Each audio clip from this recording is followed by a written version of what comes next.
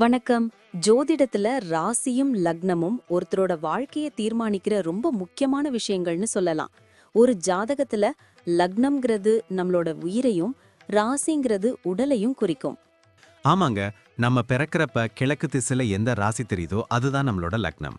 இது 2 மணி நேரத்துக்கு ஒரு தடவை மாறும். அதனால ஒரு நாளைக்கு 12 லக்னங்கள் மாறி மாறி வரும். அதனால தான் லக்னம் ரொம்ப துல்லியமான தகவல்களை கொடுக்குன்னு சொல்றாங்க. சரியா சொன்னீங்க.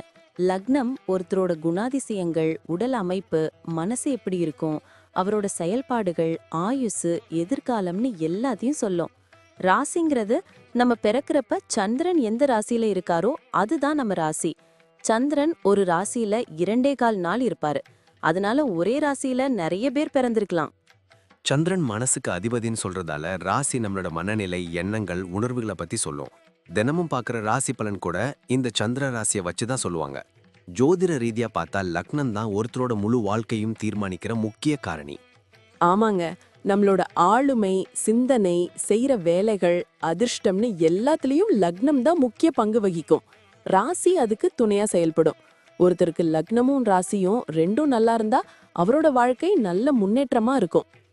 மேலும் லக்னம் மற்றும் ராசிக்கு அதிபதியான கிரகங்கள் ஜாதகத்துல எப்படி இருக்குங்கிறதையும் பார்க்கணும்.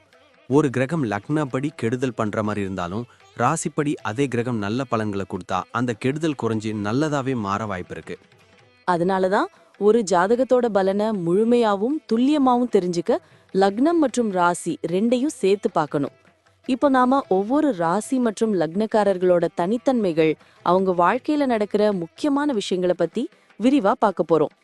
இந்த பதிவை முழுசா பார்க்கறதுக்கு முன்னாடி நீங்க இன்னும் நம்ம சேனலை சப்ஸ்கிரைப் பண்ணலன்னா இப்பவே சப்ஸ்கிரைப் பண்ணிக்கோங்க. பக்கத்துல இருக்கிற பெல் பட்டனையும் கிளிக் பண்ணி வைங்க. அப்போதான் நம்ம போடுற ஒவ்வொரு புது பதிவும் உங்களுக்கு உடனே தெரியும். சரி வாங்க, இனி வீடியோக்குள்ள போகலாம். ஹே, உனக்கு ஜோதிடத்துல நம்பிக்கை உண்டா? ஓரளவுக்கு. ஏன் கேக்குற? சிம்மராசி மேஷ லக்னம் கொண்டவங்க பத்தி ஒரு கட்டுரை படிச்சேன். அவங்க ரொம்ப ஆளுமை திறன் கொண்டவர்களாம். ஆமா, சிம்ம ராசிங்கிறதே கொஞ்சம் ராஜகம்பீரமான ராசி தான். மேஷ லக்னம் வேற சேர்ந்தா கேட்கவே வேண்டாம். அவங்க இயற்கையாவே தலைமை குணம் கொண்டவங்களா இருப்பாங்க. ஆமா, எந்த விஷயத்திலயும் துணிச்சல முடிவெடுப்பாங்களாம். மத்தவங்க என்ன சொன்னாலும் இவங்களுக்கு எது சரின்னு படுதோ அதான் செய்வாங்களாம். தன்னம்பிக்கைக்கு பஞ்சமே இருக்காதாம். கரெக்ட். எந்த சவாலையும் தைரியமா எதிர்கொள்வாங்க. சமூகத்துல தனக்குன்னு ஒரு தனி இடத்தை பிடிக்கணும்னு ரொம்ப ஆசைப்படுவாங்க. எல்லாரிடமும் அன்பா மரியாதையா இருப்பாங்களாம். ஆனா தன்னை மதிக்காதவங்க கிட்ட இருந்து விலகியே இருப்பாங்களாம். இவங்க பேச்சிலும் நடையிலையும் ஒரு கம்பீரம் இருக்குமா. அதனால சில சமயம் திமிரு பிடிச்சவங்களா தெரியலாமா, ஆனா உண்மையில அன்பானவங்களாம். ஆமா, தாராள மனப்பான்மை கொண்டவங்களா இருப்பாங்க. குடும்பத்து மேல அதீத பாசம் கொண்டவங்க. குடும்பத்துல ஏதாவது பிரச்சனைன்னா முதல்ல இவங்க தான் நின்னு தீர்த்து வைப்பாங்க. குடும்பத்துல இவங்க சொல்றதுக்கு முக்கியத்துவம் கொடுக்கணும்னு எதிர்பார்ப்பாங்களாம். சில சமயம் அதிகாரத்தை செலுத்த முயற்சி பண்ணி சின்ன சின்ன சண்டைகள் வரலாமா, ஆனா இவங்களோட நோக்கம் எப்பவும் குடும்ப நன்மைதான். இது எல்லா லக்னம் ராசிக்காரவங்களுக்கும் பொதுவானது தான். அன்பு இருக்கும் இடத்துல சின்ன சின்ன சண்டைங்க வரத்தான் செய்யும். தொழில் வியாபாரம்னா இவங்க தலைமை பொறுப்புல செமையா இருப்பாங்களாம் இல்லையா? ஆமா, சுதந்திரமான தொழிலை விரும்புவாங்களாம். எந்த துறையில இருந்தாலும் ஒரு தலைவரா செயற்பட தான் விரும்புவாங்களாம். சவாலான பணிகளை ஏத்துக்கிட்டு திறமையா முடிப்பாங்களாம். கேட்டாலே தெம்பு வருது. கடின உழைப்பாளிகள், புதுமையான சிந்தனை கொண்டவங்க, ரிஸ்க் எடுக்கவும் தயங்க மாட்டாங்க. ஊடகம், அரசியல், கலை, வங்கி, மருத்துவம்னு பல துறைகள்ல சாதிப்பாங்களாம். ஆமா, பண விஷயத்திலயும் ரொம்ப கெட்டிக்காரங்களாம். கடின உழைப்பு மூலமா நல்ல வருமானத்தை ஈட்டுவாங்க. சேமிக்கவும் செய்வாங்க. அதே சமயம் செலவு செய்யவும் தயங்க மாட்டாங்களாம். ஆடம்பரமான வாழ்க்கை முறை, குடும்ப நலன்னு தாராளமா செலவழிப்பாங்கன்னு சொல்ற. நிலம், வீடுன்னு அசையா சொத்துக்கள் மேல ஆசை அதிகம் இருக்குமா. திடீர் பணவரவும் உண்டாக வாய்ப்பு இருக்கா? ஆமா, முதலீடுகளை பத்தியும் நல்ல தெரிஞ்சு வச்சிருப்பாங்களாம். பணத்தை மத்தவங்களுக்கு உதவி செய்யவும் பயன்படுத்துவாங்களாம். ஆனா எல்லா முதலீடுகளும் இவங்களோட கட்டுப்பாட்டுல இருக்கணும்னு எதிர்பார்ப்பாங்களாம். நல்ல விஷயம். ஆரோக்கியம் எப்படி இருக்கும்? பொதுவா நல்ல ஆரோக்கியம் கொண்டவர்களாம்.